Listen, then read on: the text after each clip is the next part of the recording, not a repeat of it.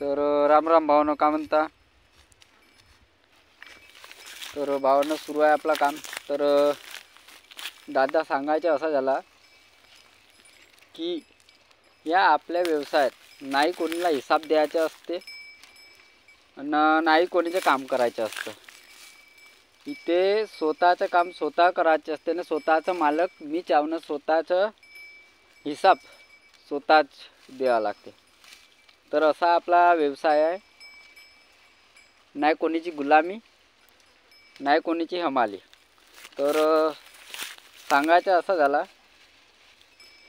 कि किसी की गुलामी नहीं, कि किसी की गुलामी नहीं करते और किसी को सर नहीं बोलते. या खुद ही सर है और खुद ही मालिक आहे.